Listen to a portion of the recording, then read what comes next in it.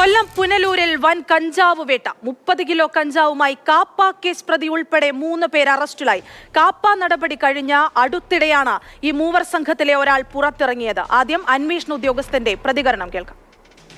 ഏകദേശം 30 കിലോയോളം കഞ്ചാവ് ഇന്ന് പിടിച്ചിട്ടുണ്ട്. ഒരു നിലവിൽ 2 പേരെ അറസ്റ്റ് ചെയ്തിട്ടുണ്ട്. 2 പേരിൽ ഒരാൾ കുരിയോട്ടുമല സെറ്റിൽമെന്റ് കോളനി സ്വദേശിയും ഒരാൾ ചെമ്മന്തൂർ സ്വദേശിയാണ്. ഇതിൽ ബാക്കി പങ്കെടുത്ത ആൾക്കാരുണ്ട്, ഈ ക്രൈമുമായിട്ട് പങ്കെടുത്ത ആൾക്കാരുണ്ട്. ഇത് വെളിയിൽ നിന്ന് കൊണ്ടുവന്നതാണ്, ഔട്ട് ഓഫ് സ്റ്റേറ്റ് കൊണ്ടുവന്നതാണ്.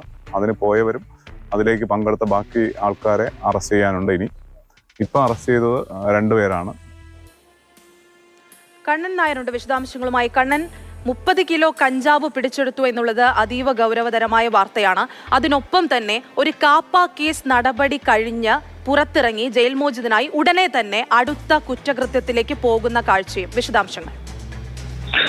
ഈ കഞ്ചാവ് പിടികൂടുന്ന സംഭവങ്ങൾക്ക് ഒരു അറുതിയില്ല എന്നുള്ളതാണ് അവസാനത്തെ ഒരു കാര്യമാണ് ഇപ്പോൾ പുനലൂരിൽ നിന്ന് പുറത്തു വരുന്നത്. കാപ്പ കേസിൽ ജയിലിൽ കടന്ന 6 മാസം ജയിലിൽ കടന്ന ശേഷമാണ് ഈ പ്രതി പുറത്തേക്ക് ഇറങ്ങിയത്. അതിനുശേഷം ആന്ധ്ര, ഒറീസ തുടങ്ങിയ സംസ്ഥാനങ്ങളിൽ നിന്ന് കഞ്ചാവ് കേരളത്തിലേക്ക് എത്തിക്കുകയായിരുന്നു, പുനലൂരിലേക്ക് എത്തിക്കുകയായിരുന്നു. ഏറ്റവും എടുത്തു പറയേണ്ട കാര്യം, ഏറ്റവും ദുഃഖകരമായ കാര്യം എന്ന് പറയുന്നത്, ഇവർ വിദ്യാർത്ഥികളെ ലക്ഷ്യമിട്ടാണ് ഈ കഞ്ചാവ് ഇവിടേക്ക് എത്തിച്ചത്.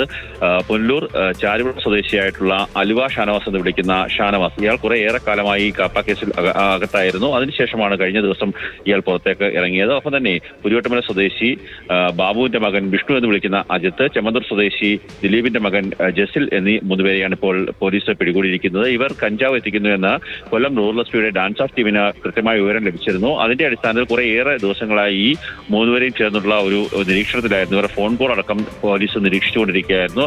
അങ്ങനെയാണ് ഇവർ കഞ്ചാവ് എത്തിച്ചു എന്നുള്ള വിവരം പോലീസിന് ലഭിക്കുന്നത്.